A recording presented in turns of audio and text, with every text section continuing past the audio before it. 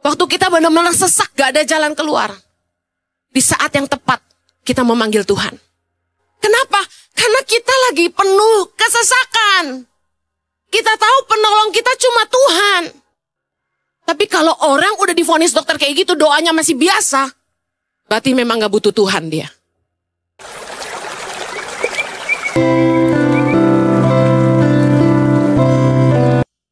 Berbicaralah buat kami, tumpahkanlah isi hatimu.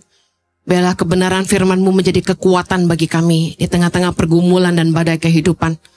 Biarlah kami tetap kuat bertahan, berpegang pada iman, dan mempercayai janji Tuhan. Kami percaya bahwa satu-satunya penolong dalam hidup kami cuma Tuhan. Terima kasih Bapak, berkatilah umat-Mu, dan tolonglah hamba-Mu, karena sungguh tanpa Engkau hamba tidak mampu.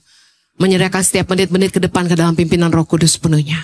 Hanya di dalam nama Yesus kami berdoa. Yang siap diberkati Tuhan sama-sama katakan, Amen. Silakan duduk kembali.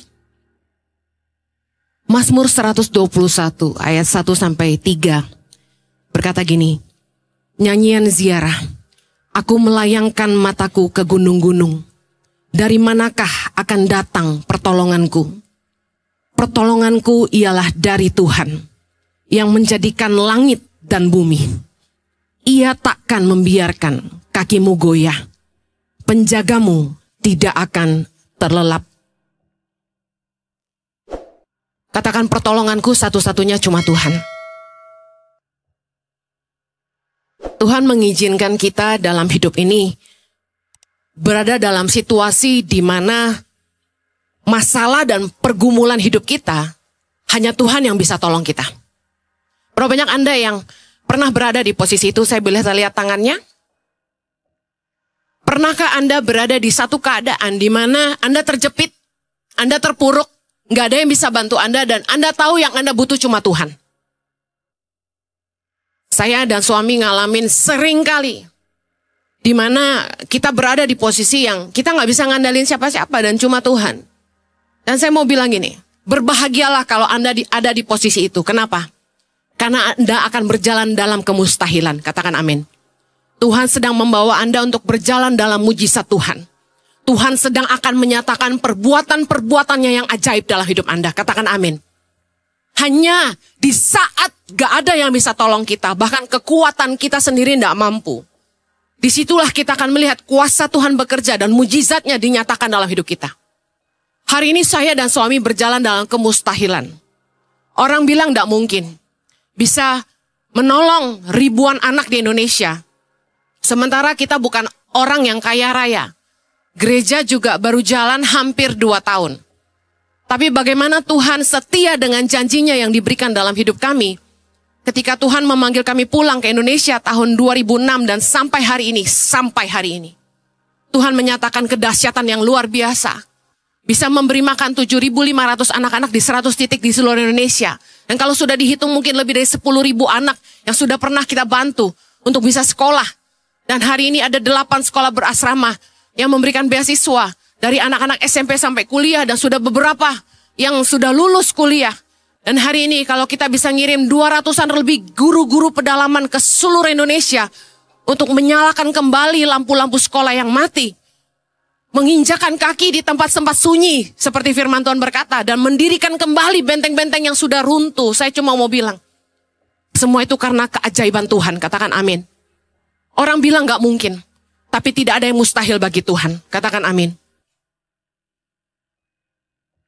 Keadaan, pergumulan hidup, badai kehidupan yang kita hadapi, yang mungkin bentuknya sakit penyakit yang gak ada obatnya. Biaya kuliah yang sangat mahal buat anak orang susah. Mustahil rasanya. Hutang di bank yang bunganya mencekik. Permasalahan rumah tangga yang sangat pelik. Punya pasangan yang kita sudah janji nikah, tapi terus menyakiti kita. Kayaknya mentok. Gak ada jalan keluar.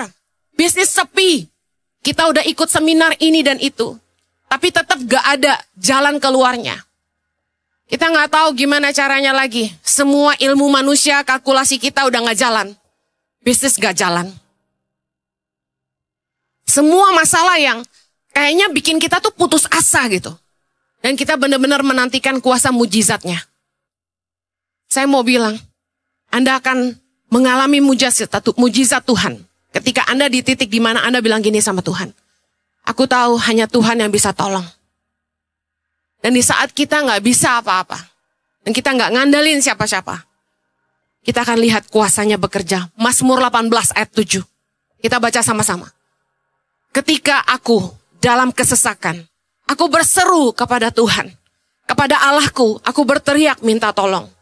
Ia mendengar suaraku dari baitnya. Teriakku minta tolong kepadanya sampai ke telinganya. Kalau Anda dalam kesesakan, firman Tuhan katakan, berserulah kepada Tuhan. Tahukah Anda bahwa Tuhan itu penolong dalam kesesakan sangat terbukti. Waktu kita benar-benar sesak, gak ada jalan keluar. Di saat yang tepat, kita memanggil Tuhan. Jangan berseru sama manusia. Jangan telepon mertua. Jangan cari bala bantuan kemana-mana. Orang yang mengandalkan Tuhan, nggak tengok kanan kiri waktu dia menghadapi masalah. Dia lihat ke atas. Tuhan satu-satunya penolongku yang setia. Penolong dalam kesesakan sangat terbukti. Katakan sama-sama, Tuhan adalah penolongku yang setia. Penolong dalam kesesakan sangat terbukti.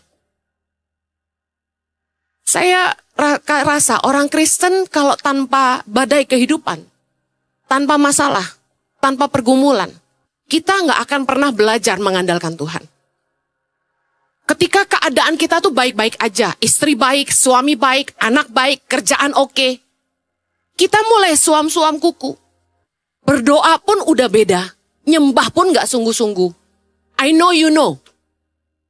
Bahasanya gini, jangan ada dusta di antara kita. Kita sama-sama ngalamin itu, betul nggak? Beda nggak waktu kita dalam pergumulan? Beda nggak cara kita cari Tuhan? Lebih sungguh-sungguh nggak? Waktu kita doa lebih sungguh-sungguh nggak? Waktu kita nyembah lebih sepenuh hati nggak? Kenapa? Karena kita lagi penuh kesesakan. Kita tahu penolong kita cuma Tuhan. Waktu Anda divonis sama dokter, Anda punya penyakit yang nggak ada obatnya. Saya yakin Anda doakan beda. Tapi kalau orang udah divonis dokter kayak gitu, doanya masih biasa, berarti memang gak butuh Tuhan dia. Kadang-kadang Tuhan itu izinkan kita ngalamin penderitaan, kita ngalamin cobaan, kita ngalamin tekanan, pergumulan, badai kehidupan. Simply karena dia mau kita kembali sama dia. Dia mau kita kembali pakai lutut kita cari dia. Tuhan mau kita kembali intim sama dia. Mungkin kita lari udah terlalu jauh. Mungkin kita udah merasa kita terlalu kuat. Dan Tuhan izinkan terjadi badai menerpa kita. Perusahaan mulai goyang, usaha kita mulai sepi. Kita udah keluar duit banyak tapi nggak balik.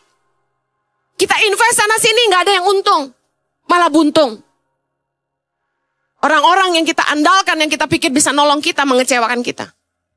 Saya percaya di titik itu, Tuhan sedang berusaha bawa kita kembali. Yeremia 17 ayat 5 berkata, beginilah firman Tuhan. Terkutuklah orang yang mengandalkan manusia, yang mengandalkan kekuatannya sendiri, dan yang hatinya menjauh dari Tuhan. Ini terjadi waktu kita semua merasa kuat.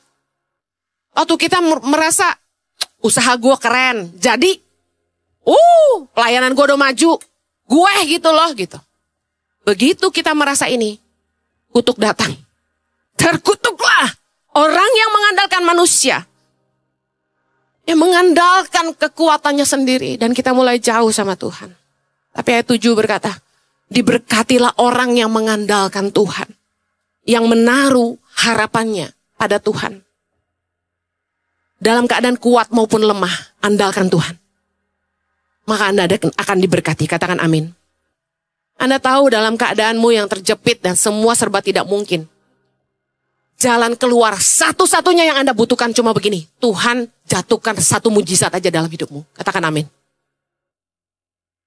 Ketika Anda sedang merasa tidak berdaya, jangan justru mendengar perkataan-perkataan orang yang melemahkan imanmu. Jangan pernah bawa masalahmu itu ke orang yang malah menambah bebanmu. Ada teman-teman yang peduli tapi kepo. cerita. Kata dokter, aku sakit ini. Lalu dia mulai kepo. Wah, gue denger ya, orang kalau sakit itu nggak lama loh. Kira-kira Anda makin semangat atau makin patah semangat? Anda kalau punya beban, jangan datang sama orang. Orang nggak bisa nolong Anda. Yang lebih parah gini, udah semangatnya lemah, dengerin lagu-lagu yang sedih. Matiin lampu, nyalain dikit. Mulai pasang lagu-lagu sedih. Anda diputusin pacar, berantem sama suami. Jangan malah dengerin lagu-lagu yang nggak membangkitkan iman, yang bikin Anda tambah berduka. Iman Anda tambah lemah. Zaman mama-mama saya sih, saya masih SD. Lagunya, pulangkan saja aku pada ibuku atau ayahku. Kalau lagi berantem, jangan dengerin lagu-lagu yang tentang lagu pudar. Yang lebih baik aku cari yang lain lagi gitu. Anda bukannya semakin kuat, Anda makin lemah. Jangan malam nonton drakor, film-film Korea. Bu Heni, hati saya sesak. Saya harus nangis supaya lega. Jadi saya nonton drakor. Karena kalau udah nonton drakor, banjir. Habis gitu sesak saya hilang. Are you sure? Menurut saya, kita akan tambah lemah. Di saat kita lemah, yang kita harus lakukan adalah gini. Perkatakanlah firman Allah. Katakan amin. Yuk, berapa banyak Anda yang lemah? Baca ayat di depan, kita baca sama-sama. Ada 4 ayat yang kita akan baca secara cepat. 3, 2, 1. Sebab bagi Allah tidak ada yang mustahil. Tidak ada yang mustahil bagi orang percaya. Percayalah bahwa kamu telah menerimanya, maka hal itu akan diberikan kepadamu, kata Yesus. Apa saja yang kamu minta dan doakan, percayalah bahwa kamu telah menerimanya, maka hal itu akan diberikan kepadamu. Ayub 42 ayat 2 berkata, engkau sanggup melakukan segala sesuatu, dan tidak ada rencanamu yang gagal. Simpan ayat-ayat ini di handphonemu. Kalau Anda lagi lemah, perkatakan firman Allah. Sebab bagi Allah tidak ada yang mustahil. Tidak ada yang mustahil bagi orang percaya. Aku percaya engkau sanggup melakukan segala sesuatu. Bahwa tidak ada rencanamu yang gagal. Aku percaya kalau aku minta dan doakan dengan sungguh-sungguh, aku pasti menerimanya. Katakan amin. Perkatakan firman Allah. Percaya bahwa kamu sudah menerimanya. Jangan malah melemahkan imanmu dengan cerita kemana-mana. Saya paling malas.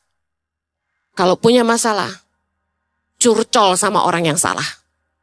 Yang ada kita bukan tambah kuat, tapi kita tambah lemah. Saat kita kesesakan, 2 hal yang penting Anda lakukan. Selain mengucapkan firman Allah, 2 hal lagi. Bersyukurlah. Yang ketiga, berserulah kepada Tuhan. Bersyukur dan berseru. Jadi satu paket kekuatan. Mazmur 50 ayat 14. Kita baca sama-sama. Persembahkanlah syukur sebagai korban kepada Allah. Dan bayarlah nazarmu kepada yang maha tinggi. Ayat 15. Berserulah kepadaku pada waktu kesesakan. Aku akan meluputkan engkau dan engkau akan memuliakan aku. Tuhan itu mengizinkan badai kehidupan dalam hidup kita. Kita terjepit tanpa pertolongan. Supaya satu, kita berseru kepada Tuhan. Tuhan tuh senang ketika satu-satunya yang kita andalkan cuma Tuhan.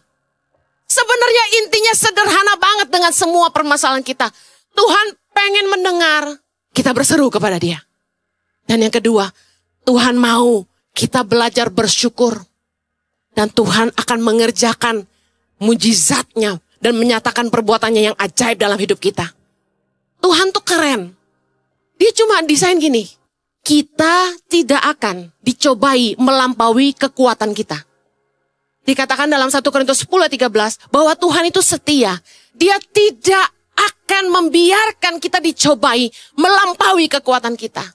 Dan Tuhan pasti menyediakan jalan keluar supaya kita bisa menanggungnya.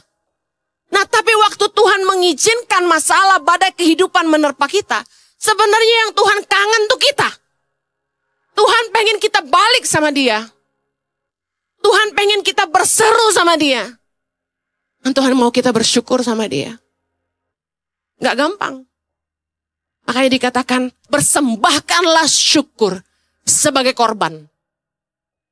Korban itu gak enak. Korban tuh sakit. Waktu Anda dibilang, maaf kamu sakit yang gak ada obatnya. Terus Anda disuruh bersyukur, gampang gak kira-kira? Anda lagi bangkrut. Anda disuruh bersyukur, gampang gak kira-kira? Ditinggal pacar terus disuruh bersyukur, gampang gak kira-kira? Dihianati pasanganmu, Anda disuruh bersyukur, gampang gak? Gak gampang, tapi itu korban persembahan kita bagi Allah. Baik gak baik, mengucap syukurlah. Amin. Berserulah dan bersyukurlah. Percayalah. Tuhan itu cuma pengen kita balik lagi sama dia. Ngandalin dia. Berseru sama dia. Dan lihat apa yang Tuhan akan kerjakan. Tuhan akan buat mujizat dalam hidupmu. Yang membuat kamu menyaksikan kasih setianya. Dan perbuatan-perbuatannya yang ajaib dalam hidupmu. Saya akan baca Mazmur 107. Mazmur 107 ini ditujukan untuk 4 keadaan orang. Kita baca ayat yang pertama. Bersyukurlah kepada Tuhan, sebab ia baik. Bahwasanya untuk selama-lamanya kasih setianya. Biarlah itu dikatakan orang-orang yang ditebus Tuhan. Yang ditebusnya dari kuasa yang menyesakkan. Yang dikumpulkannya dari negeri-negeri, dari timur dan dari barat, dari utara dan dari selatan. Ayat 4, kelompok keadaan yang pertama. Ada orang-orang yang mengembara di padang belantara. Jalan ke kota tempat kediaman orang tidak mereka temukan. Mereka lapar dan haus. Jiwa mereka lemah lesu di dalam diri mereka. Ayat ini berbicara kepada orang-orang yang merasa terhilang. Feeling lost. Orang-orang yang gak tentu arah, gak tahu tujuan hidupnya. Tuhan mau mereka berseru kepada Tuhan. Ayat ke-6. Maka berseru-serulah mereka kepada Tuhan dalam kesesakan mereka. Dan dilepaskannya mereka dari kecemasan mereka. Ayat 7. Dibawanya mereka menempuh jalan yang lurus. Sehingga sampai ke kota tempat kediaman orang. Ayat 8. Biarlah mereka bersyukur kepada Tuhan. Karena kasih setianya. Karena perbuatan-perbuatannya yang ajaib terhadap anak-anak manusia. Sebab dipuaskannya jiwa yang dahaga. Dan jiwa yang lapar dikenyangkannya dengan kebaikan. Lihat. Orang-orang yang ngerasa hidupnya kosong. Nggak punya arah tujuan. Tuhan cuma panggil mereka. Supaya mereka berseru kepada Tuhan. Dan Tuhan yang memberikan kelegaan buat mereka. Kelompok yang kedua, Mazmur 107 ayat 10. Ada orang-orang yang duduk di dalam gelap dan kelam. Terkurung dalam sengsara dan besi. Karena mereka memberontak terhadap perintah-perintah Allah. Dan menista nasihat yang maha tinggi. Maka ditundukkannya hati mereka ke dalam kesusahan. Mereka tergelincir dan tidak ada yang menolong. Ayat ini bicara untuk orang-orang yang Tuhan izinkan masalah terjadi dalam hidup mereka. Karena mereka hidup dalam dosa. Dikatakan mereka duduk dalam gelap, dalam kelam, terkurung dalam sengsara bersih. Mereka berontak terhadap perintah-perintah Allah dan menista nasihat yang maha tinggi. Orang-orang yang terlalu sombong sama Tuhan. Orang-orang yang suka melawan Tuhan. Gak mau taat sama firman Tuhan. Apakah mereka dihukum Tuhan? Bukan. Tuhan mengizinkan. Mereka diterpa kesusahan. Diterpa masalah. Mereka tergelincir. Dan gak ada yang tolong mereka. Karena apa? Karena dia setia. Ayat 13. Maka berseru-serulah mereka kepada Tuhan dalam kesesakan mereka. Dan diselamatkannya mereka dari kecemasan mereka. Dibawanya mereka keluar dari dalam gelap dan kelam. Dan diputuskannya belenggu-belenggu mereka. Biarlah mereka bersyukur kepada Tuhan karena kasih setianya. Karena perbuatan-perbuatannya yang ajaib terhadap anak-anak manusia. Sebab dipecahkannya pintu-pintu tembaga dan dihancurkannya palang-palang pintu besi. Kalau Anda ngerti dari ayat-ayat ini, menceritakan gini. Semua keadaan kita yang jauh dari Tuhan. Tuhan izinkan masalah terjadi. Cuma satu, supaya kita berseru sama Tuhan. Dan immediately setelah kita berseru sama Tuhan, Tuhan menolong kita. Lagi satu lagi, Mazmur 107 ayat 23. Ada orang-orang yang mengarungi laut dengan kapal-kapal. Yang melakukan perdagangan di lautan luas. Mereka melihat pekerjaan-pekerjaan Tuhan dan perbuatan-perbuatannya yang ajaib di tempat yang dalam. Ayat 25. Ia berfirman, maka dibangkitkannya angin badai yang meninggikan gelombang-gelombangnya. Mereka naik sampai ke langit dan turun ke samudera raya. Jiwa mereka hancur karena celaka. Mereka pusing dan terhuyung-huyung seperti orang mabuk dan kehilangan akal. Ayat ini bicara buat siapa? Ayat ini bicara buat orang-orang yang usaha dan bisnisnya mengalami jalan buntu, diterpa badai masalah dan gak ada yang bantu. Kalau kita perhatikan ayat ini, dibangkitkannya angin badai yang meninggikan gelombang-gelombang. Kira-kira masalah itu datang dari mana? Tuhan izinkan. Orang-orang yang ngandalin kekuatannya sendiri. Mereka pikir mereka hebat, uang banyak, pintar. Mereka gak lagi ngandalin Tuhan. Tuhan izinkan badai menerpa bisnis mereka. Akhirnya yang mereka bisa andalkan cuma Tuhan. Saya sama Pastor Jojo menyaksikan para bisnismen hebat, orang-orang kuat, ketika mereka diterpa badai kehidupan, akhirnya datang kemana? Ke pendeta. Akhirnya datang ke gereja. Pak Jojo doakan saya, Bu Heni doakan saya. Bisnis saya nggak jalan. Warisan dari orang tua begitu banyak, habis. Tolong kami, doakan kami. Dan saya menyaksikan ketika orang-orang itu jadi kuat, mereka mulai lupa Tuhan. Tapi ketika mereka diterpa badai kehidupan, usaha mereka mampet. Manusia itu kan cuma satu yang bisa membuat mereka berubah. Uang. Makanya rasa nyaman kita diusik Tuhan. Orang-orang yang ngerasa mereka hidup tanpa Tuhan. Mereka bikin dosa seenaknya. Tadi kita baca. Tuhan sengaja membuat mereka susah. Supaya mereka berseru lagi sama Tuhan. Pelajaran apa yang kita mau petik? Jangan sampai masalah datang. Kesusahan menerpa. Badai kehidupan memporak-porandakan kapal usahamu. Belajarlah mengandalkan Tuhan. Karena tujuan Tuhan cuma satu. Kenapa badai kehidupan diizinkan dalam hidup kita? Supaya kita mengandalkan Tuhan. Supaya kita balik lagi sama Tuhan. Berseru sama Tuhan. Dan secepat itu Tuhan menolong kita. Hari ini Anda yang dalam kesesakan, dalam masalah bisnismu gak jalan, rumah tanggamu porak-poranda, hidupmu susah, kamu terhilang, kamu gak tentu arah, gak tahu hidupmu mau kemana lagi. Saya mau kasih tahu, cepat-cepatlah berbalik kepada Tuhan. Karena secepat itu juga Tuhan akan berbalik menolong kamu. Katakan amin. Firman Tuhan ini kelihatannya panjang, tapi cuma intinya satu. Tuhan ingin kita semua balik lagi sama Tuhan. Di tengah-tengah kenyamanan, kita seringkali meninggalkan Tuhan. Ketika kita merasa kita kuat dan kita mengandalkan kekayaan, kita meninggalkan Tuhan. Saya kalau nasehatin pengerja tuh susah. Nasehatin teman-teman tuh susah. Apalagi keluarga. Sampai mulut bebusak bahasanya gitu.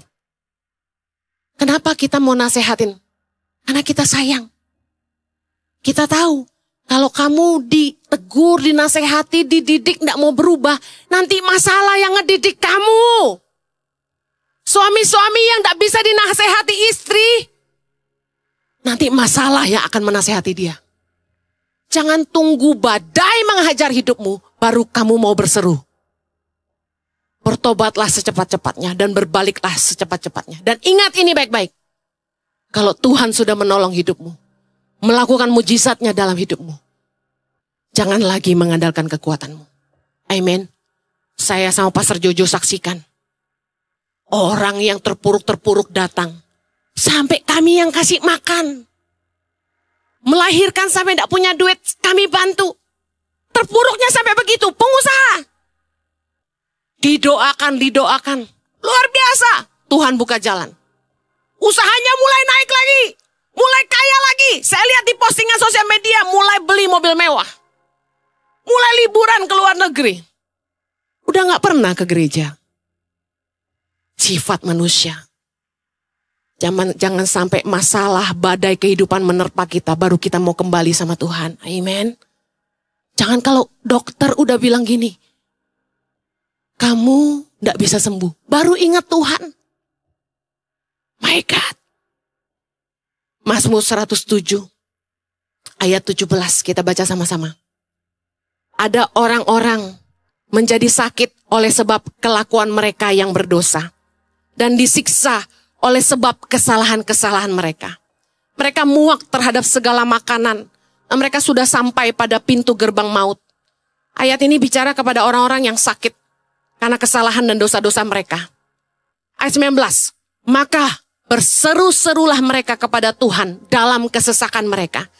Dan diselamatkannya mereka dari kecemasan mereka. Disampaikannya firman-Nya dan disembuhkannya mereka. Diluputkannya mereka dari liang kubur. Ayat 21. Biarlah mereka bersyukur kepada Tuhan karena kasih setia-Nya. Karena perbuatan-perbuatannya yang ajaib terhadap anak-anak manusia. Biarlah mereka mempersembahkan korban syukur dan menceritakan pekerjaan-pekerjaannya dengan sorak-sorai. Lihat baik, Tuhan itu cepat banget nolong kita. Ketika kita sungguh-sungguh berbalik sama Tuhan dan berseru kepada Dia. Karena gini, karena Tuhan sebenarnya sayang sama kita. Katakan Tuhan mengasihi saya. Bukan dengan sukacita Tuhan mendatangkan masalah dalam hidup kita. Bukan tanpa kasih sayang Dia mengizinkan kita dicobai. Bukan tanpa kasih sayang Tuhan mengizinkan badai kehidupan menerpa kita. Waktu Tuhan mengizinkan iblis mencobai Ayub. Bukan dengan sukacita. Saya percaya dia was-was. Tuhan melihat kepada Ayub dengan hati yang cemas. Karena sesungguhnya Tuhan pengen kita lulus dalam setiap ujian di hidup kita. Waktu iblis mendatangkan berkat lewat jalan-jalan yang tidak halal. Kita tertawa. Tapi sebenarnya Tuhan nangis lihat kita. Kenapa hanya karena perkara mamon kita ninggalin iman? Ketika iblis datang dalam bentuk wanita yang cantik, lebih muda, lebih mulus, lebih aduhai dari istri kita. Dan kita tergoda. Iblis tertawa. Tapi Tuhan menangis melihat kegagalan kita. Daging kita lebih kuat daripada rasa takut kita akan Dia. Hari ini Anda yang bilang, Bu Heni, ayat itu buat saya. Saya hidup dalam dosa. Saya hidup dalam kesia-siaan. Dan karena kesalahan-kesalahan saya, hari ini saya diizinkan Tuhan sakit. Sederhana. Tuhan izinkan kita sakit. Supaya kita bertobat dari dosa kita. Berbalik dari jalan-jalan kita yang salah. Firman Tuhan tadi jelas berkata, salah satu penyebab penyakit dalam hidup kita adalah karena dosa dan kesalahan kita sendiri. Ada orang-orang menjadi sakit oleh sebab kelakuan mereka yang berdosa dan disiksa oleh kesalahan-kesalahan mereka. Kalau saya pikir-pikir, zaman sekarang ini lebih banyak anak-anak yang terkena ADHD dibandingin zaman dulu. Kita temukan banyak anak-anak autism. Why? Karena makanan yang kita konsumsi tidak sesehat dulu. Kita beliin anak-anak kita. Saya bilang kita, karena saya juga. Kita beliin semua yang serba instan. Kenapa? Zaman dulu emak-emak kita harus masak sop. Pakai kaldu ayam kental dengan tulang ayam yang banyak. Lalu di blender buat anaknya makan. Dengan wortel dan brokoli, dengan buncis. Zaman sekarang ibu-ibu muda maunya instan. Beli aja yang botolan. Yang tepung-tepung tinggal campur air panas, Mama. Ribet. Apa yang terjadi sama anak-anak kita? Zaman dulu gak ada iPad. Gak ada HP yang bisa gini. Zet, zet, zet. Jadi emak-emak ngajarin anaknya ngomong.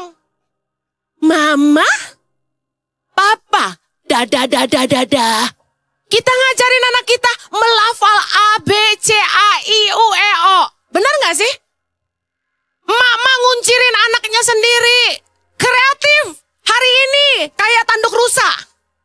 Besok kayak pohon kelapa. Besok lagi kayak ekor kuda. Hari ini, Mbak, kuncirin. Anak bawel main iPad. Nyalain handphone. Nyalain tuh TV-nya. Saya lagi ngomong sama teman saya. Urusin. Ngurus anak, goyangin sambil main HP. Udah beda zaman ini. Sentuhan orang tua ke anak udah gak seperti dulu. Kenapa anak-anak kita banyak sakit penyakit? konsumsi makanan kita yang gak sehat. Dikatakan, mereka disiksa oleh sebab kesalahan-kesalahan mereka. Kenapa? Hari ini umur 40 kolesterol. Bukan terjadi hari ini. Kolesterol itu sifatnya numpuk. Gaya hidup. Berapa puluh tahun nggak makan sehat. Lalu kaget umur 40 kolesterol. Kok bisa ya? Saya padahal rajin olahraga. Pak, biar Bapak turun 20 kilo. Bapak udah nggak sehat tuh 40-an tahun. Bapak kaget kolesterol hari ini. Gitu dokter ngomong kan. Baru umur 37 udah kena serangan jantung. Dok, saya kan masih muda. Kok saya bisa kena serangan jantung? Maaf, Bapak ngerokok dari usia berapa? Karena kesalahan-kesalahan mereka. Penyakit datang. Pertama karena dosa. Kedua karena kesalahan kita sendiri. Makan gak sehat, gak jaga diri. Sukanya yang micin-micin, yang asin-asin. Lalu Anda terkejut kenapa Anda darah tinggi. Sukanya yang manis-manis. Kalau makan kue tart, menteganya dimakan semua. Anda tahu nggak? Mentega kue tart ulang tahun itu, mau dicuci aja susah. Benar nggak ibu-ibu? Nah itu Anda masukin ke tenggorokan nyangkut. Di usus nyangkut. Di lambung nyangkut. Gimana cucinya? Ayo bijaksana dengan hidupmu. Amen? Yuk, jangan hidup dalam dosa lagi. Yuk, bijaksanalah dengan hidupmu. Dan yang paling penting ini, jangan berbuat dosa lagi. Yesus mesen-mesen supaya kita jangan berbuat dosa lagi. Ingat ketika perempuan yang kedapatan berzina, Yesus pesan apa sama dia? Pergilah dan jangan berbuat dosa lagi. Mulai dari sekarang. Laki-laki yang sakit 38 tahun, lumpuh. Yesus pesan apa sama dia? Sekarang kau telah sembuh. Pergilah dan jangan berbuat dosa lagi. Supaya jangan terjadi padamu yang lebih buruk. Listen. Semua Tuhan izinin terjadi. Supaya kita bertobat sungguh-sungguh. Hari ini. Berapa banyak saudara yang saya nggak tahu keadaanmu. Banyak wajah-wajah yang kelihatannya nggak ada masalah. Tapi cuma Tuhan yang tahu. Apa pergumulan hidupmu hari ini? Yang kamu tahu, cuma Tuhan yang bisa tolong. Cuma Tuhan yang sanggup tolong saya. Saya mau bilang, mungkin penyakitmu nggak ada obatnya. Tapi Tuhan sanggup menolong kamu. Katakan amin. Hari ini mungkin Anda penuh pertanyaan. Tuhan, kenapa hidupku banyak masalah? Kenapa aku usaha apapun nggak jalan? Kenapa Tuhan izinin aku ditinggal pasangan? Seringkali kita nanya Tuhan padahal kita nggak ingat kesalahan kita sendiri. Apa yang kita tabur di belakang sampai kita harus nuai apa yang di depan. Banyak orang yang ngutang sana sini. Terlilit hutang sampai menyesakkan. Lalu berseru-seru sama Tuhan. Bahkan tidak sedikit yang minta tolong kanan kiri, bayarin utang gua. Lah hang on a minute. Waktu kamu pinjam uang itu kamu pakai buat apa? Kenapa orang lain yang harus bayar? Apa yang kita hadapi hari ini adalah taburan kita di belakang. Kalau kita tidak bijak mengelola kehidupan, tidak bijak mengelola keuangan, kita foya-foya, senang-senang, menggampangkan segala sesuatu, gak heran hari ini susah. Kan gitu. Kalau di belakang kita tidak pernah ngasih waktu sama pasangan. Tidak ngasih waktu buat anak kita. Kita sibuk dengan teman-teman, sibuk dengan usaha kita. Yang kita cari cuma uang. Lalu kita hari ini tua dan kita kesepian. Dan kita bertanya, kok anak-anak kita nggak tahu diri semua? Kok pasangan kita enak-enak aja ninggalin kita? Well, apa yang kita tabur di belakang? Pada kehidupan, memang Tuhan izinkan. Tapi semua terjadi bukan karena kebetulan. Pertama karena taburan kita sendiri. Yang kedua karena kita mengandalkan kekuatan kita sendiri. Yang ketiga karena kita melupakan Tuhan, sumber kekuatan kita. Amen. Berapa banyak saudara yang hari ini sakit. Saya rindu Anda menaruh tangan kananmu di dada. Saya ingin kita berdoa sama-sama. Mazmur 86. Doa minta pertolongan. Anda yang butuh pertolongan Tuhan, apapun masalahmu pagi ini, pejamkan matamu dan kita doa sama-sama. Sendengkanlah telingamu ya Tuhan. Jawablah aku, sebab sengsara dan miskin aku. Peliharalah nyawaku, sebab aku orang yang kau kasihi. Selamatkanlah hambamu yang percaya kepadamu. Engkau adalah Allahku. Kasihanilah aku ya Tuhan. Sebab kepadamulah aku berseru sepanjang hari. Buatlah jiwa hambamu bersukacita. Sebab kepadamulah ya Tuhan, ku angkat jiwaku. Sebab engkau ya Tuhan, baik dan suka mengampuni. Dan berlimpah kasih setia bagi semua orang yang berseru kepadamu. Pasanglah telinga kepada doaku ya Tuhan, dan perhatikanlah suara permohonanku. Pada hari kesesakanku, aku berseru kepadamu, sebab engkau menjawab aku. Tidak ada seperti engkau di antara para Allah, ya Tuhan. Dan tidak ada seperti apa yang kau buat. Segala bangsa yang kau jadikan akan datang sujud menyembah di hadapanmu ya Tuhan. Dan akan memuliakan namamu. Sebab engkau besar dan melakukan keajaiban-keajaiban. Engkau sendiri saja Allah. Tunjukkanlah kepadaku jalanmu ya Tuhan. Supaya aku hidup menurut kebenaranmu. Bulatkanlah hatiku untuk takut akan namamu. Aku hendak bersyukur kepadamu ya Tuhan Allahku. Dengan segenap hatiku. Dan memuliakan namamu untuk selama-lamanya. Sebab kasih setiamu besar atas aku. Dan engkau telah melepaskan nyawaku dari dunia orang mati yang paling bawah. Ayat 17 kita baca sama-sama. Lakukanlah kepadaku suatu tanda kebaikan.